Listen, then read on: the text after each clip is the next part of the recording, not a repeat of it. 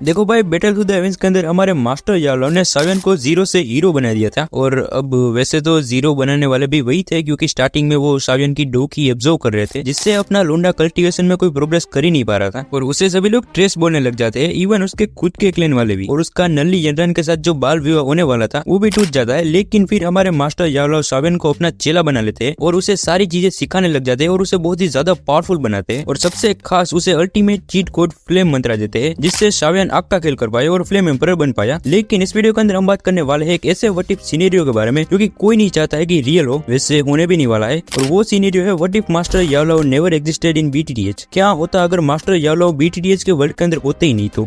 तो इस वाले वीडियो के अंदर हम इसी टॉपिक के बारे में बात करने वाले हैं। तो अपने वीडियो को हम स्टार्ट करते हैं। फर्स्ट ऑफ ऑल की सावियन एक जीनियस ही रहेगा, क्योंकि पहले तो भाई मास्टर उसकी डो की एब्जॉर्ब कर लेते थे, जिसके कारण वो कल्टीवेशन में प्रोग्रेस नहीं कर पा रहा था। लेकिन अब तो ये बुढ़ा मेरा मतलब मास्टर तो एग्जिस्ट ही नहीं करते, तो सावियन को कोई कल्टीवेशन करने में प्रॉब्लम आएगी ही नहीं स्टार्टिंग से ही। और अगर बात करें उसकी और नल्ली यंत्रन की एंगेजमेंट की, तो वो तो टूटने ही वाली थी, क्योंकि कहा सावियन और कहा नल्ली यंत्रन, मतलब नल्ली यंत्रन मिस्टिक क्लाउड सेक्ट की डिसाइपल है एंड नॉट टू मेंशन कि वो उनके लीडर की डिसाइपल थी और उसे वहां पर अगली लीडर के रूप में भी चूज किया गया था। तो ऑब्वियसली वो एरोगेंट तो होगी ही। और वहीं पे सावियन एक डिक्लाइन फैमिली का बच्चा था, जिसके टेटस का कंपैरिजन जियामा एम्पायर की सबसे पावरफुल फोर्स के लीडर की डिसाइपल के साथ तो हो ही नहीं सकता है। तो जैसा मेन स्टोरी लाइन में हमें दिखाया गया था, वैसे ही नल्ली यंत्रन सावक्लेन आएगी और एंगेजमेंट तोड़ने की बात करेगी। और तुम्हें बता दूं कि भाई एंगेजमेंट तोड़ना एक ह्यूमिलेशन के समान है। और अगर आसान भाषा में कहूँ तो नल्ली यंत्रन ने एंगेजमेंट तोड़ने की बात करते ही सावक्लेन पर एक सीधा सीधा थप्पड़ मारा था। एंड नोट टू मेंशन कि उसने सबके सामने ये बात बोली थी। और भले ही सावियन अभी जीनियस हो, लेकिन उसकी कल्टीवेशन नल्ली यंत्रन के सामने कुछ भी नहीं है, क्योंकि बात वहीं पर आती है ना कि नल्ली यंत्रन मिस्टिक क्लाउड सेक्ट के लीडर की डिसाइपल है और वो काफी टैलेंटेड भी थी। एंड सबसे खास उसे अगली लीडर के रूप में भी चूज किया गया है। तो ऑब्वियसली उसको जो रिसोर्सेज मिलते होंगे वैसे सावियन कहाँ से लाएगा, जिसकी वजह से उसकी कल्टीवेशन नल्ली यंत्रन के सामने थोड़ी सी कम तो पड़ जाती है। तो जैसे मेन स्टोरी लाइन में है, वैसे ही सावियन और नल्ली यंत्रन के बीच में 3 ईयर एग्रीमेंट वाला सीन होगा और अपना लोंडा सावक्लेन छोड़कर जाएगा ताकि वो पावरफुल बन सके और 3 साल बाद नल्ली यंत्रन को हरा सके। लेकिन यहाँ पर एक सीन हो चुका है, क्योंकि मास्टर तो है ही नहीं और अब सावियन अकेला है, जिसके पास ऐसा कोई भी नहीं है जिस पर वो रिलाई कर सके, मतलब वो अपने खुद पर है अब। एंड मास्टर यालो के ना होने पर सावियन की कल्टीवेशन काफी स्लो हो जाती है और सबसे खास उसको कोई टेक्निक वगैरह भी नहीं मिल पाती है। एंड चलो मान भी लेते हैं कि सावियन ऐसे वैसे डोजी बन गया। वेल ये बीटीटीएच के कल्टीवेशन सिस्टम का सेकंड स्टेज है, जिस पर पहुंचने के बाद तुम की मेथड प्रैक्टिस कर पाओगे। लेकिन अगेन यहाँ पर मास्टर यालो तो है ही नहीं और मेन स्टोरी लाइन में जो सावियन की मेथड यूज करता है वो है फ्लेम मंत्रा, जो मास्टर यालो ने दिया था, जिससे वो फ्लेम एम्परर बन पाता है और सभी हेवनली फ्लेम्स को कंट्रोल कर पाता है। बट अब बिना मास्टर और उनके फ्लेम मंत्रा के वो कौन सा की मेथड यूज करेगा? देखो वो कौन सा की मेथड यूज करता है उससे अब कोई फर्क नहीं पड़ता है, क्योंकि अब सोने के अंडे देने वाली मुर्गी तो है ही नहीं, तो इससे क्या ही फर्क पड़ता है। भाई मैं मास्टर की बात नहीं कर रहा हूँ, मैं बात कर रहा हूँ फ्लेम मंत्रा की, जो कि पूरे डो की कंटिनेंट का सबसे बेस्ट की मेथड है, क्योंकि वो इवोल्व हो सकता है और सबसे खास वो सभी हेवनली फ्लेम्स को कंट्रोल करने की एबिलिटी देता है। और दूसरा कोई की मेथड जाए टीएन क्लास का ही क्यों ना हो, लेकिन फ्लेम मंत्रा के सामने वो कुछ भी नहीं है, सब कुछ एकदम ही पानी कम चाय है। एंड स्टोरी पर सबसे बड़ा इम्पैक्ट ये पड़ेगा कि सावियन पहले तो ग्रीन लोटस कोर फ्लेम को ऑब्टेन ही नहीं कर पाएगा, इवन उसको पता भी नहीं चलेगा इसके बारे में। और दूसरा ये है कि उसकी एल्केमी स्किल, अब तुम्हें पता है कि अपना लोंडा एल्केमी में कितना ज्यादा टैलेंटेड है, बट अगेन मास्टर यालो की गाइडेंस के बिना वो कोई बड़ा एल्केमिस्ट नहीं बन पाएगा।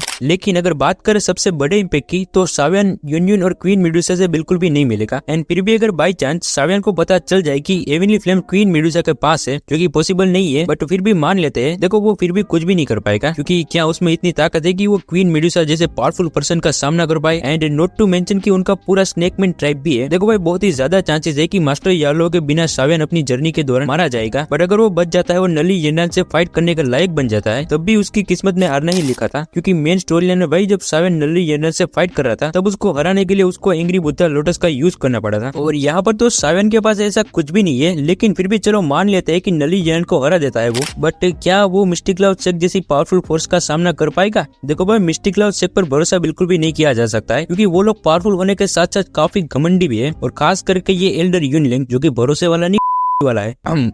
और अगर ये बुढ़ा सावियन को नल्ली यंत्रन को हराते हुए देख लेगा तो पक्का भाई कोई ना कोई कमीनापन तो जरूर दिखाएगा। लेकिन अगर वहाँ पर यूनियन टाइम पर आ जाती है और ये सब होने से रोक लेती है एंड सावियन को वहाँ से जाने देती है फिट एंड फाइन, तो हाईली चांसेस है कि पूरा सावक्लेन डिस्ट्रॉय हो जाता मेन स्टोरी लाइन की तरह। लेकिन हाँ सिनेरियो चेंज हो जाएगा अगर सुनर सावियन की हेल्प करती है तो। बट अगेन बिना मास्टर यालो के स्टोरी लाइन काफी ज्यादा चेंज हो जाती है और सावियन कई बार मर चुका होता है। एंड जब सावियन और नल्ली यंत्रन के बीच में बैटल होता है तो सावियन का मरना पक्का था उस वक्त पे। देखो भाई तुम मानो या ना मानो, लेकिन नल्ली यनरान स्ट्रॉन्ग तो थी उस वक्त पे। अगर सावियन एंग्री बुद्धा लोटस यूज नहीं करता तो शायद ही वो उसको हरा पाता। और अगर बात करें स्टोरी लाइन पर मेजर इम्पैक्ट की, तो उनक्लेन वाले पूरे डोकी कंटिनेंट को डोमिनेट कर देंगे, लेकिन उनसे भी पहले होल ऑफ सोल्स वाले कर देंगे, क्योंकि मेन स्टोरी लाइन में सावियन की वजह से होल ऑफ सोल्स वालों को काफी बड़े बड़े झटके लगे हैं और काफी भाई लॉस भी हुआ है। एंड उन TNT भाई पूरे डोकी कंटिनेंट की माँ बहन एक कर देगा और सिर्फ एक ही क्लेन का राज होगा, वो होगा उन क्लेन, क्योंकि उनका लीडर अब डोडी है और उन क्लेन सावियन के पास वाला जो टोशी एंशिएंट गॉड का जेड है वो इजीली छीन लेगा। एंड ब्रो स्टोरी लाइन घूम फिर कर फ्लेम मंत्रा से होकर मास्टर पर ही आके अटक जाती है, क्योंकि देखो मेन स्टोरी लाइन में सावियन टोशी एंशिएंट गॉड की इनहेरिटेंस लेकर डोडी बन जाएगा। उसका रीजन फ्लेम मंत्रा था और फ्लेम मंत्रा किसने दिया था? मास्टर यावलॉ ने। मतलब बिना मास्टर यावलॉ के बैटल टू द हेवेंस की स्टोरी लाइन कुछ भी नहीं है। और मास्टर के बिना कई सारे बड़े बड़े चेंजेस आते हैं, जैसे कि सुनर और सावियन की शादी ना होना। देखो ऐसे तो कई सारे चेंजेस हो गए स्टोरी लाइन में और उनके बारे में बात करेंगे तो काफी समय बीत जाएगा। मैंने इस वीडियो में जितना हो सके उतना कवर करने की ट्राई की थी और वैसे तो मैंने ये वीडियो बस ऐसे ही मजे में बनाया था, तो ज्यादा दिल पे मत लेना। बाकी व्हाट इफ सिनेरियो तो कई सारे है बैटल टू द हेवेंस के अंदर और तुम लोग अपना ओपिनियन कमेंट जरूर करना। एंड अगर इस वीडियो पर रिस्पॉन्स अच्छा आया तो मैं ट्राई करूंगा ऐसे ही इंटरेस्टिंग और भी वीडियोस बनाने की, जिस पर हम ऐसे ही व्हाट इफ सिनेरियो पर डिस्कशन करेंगे। तो वीडियो को लाइक करके चैनल को सब्सक्राइब भी कर देना। मिलते हैं अगले वीडियो में, तब तक के लिए बाय बाय।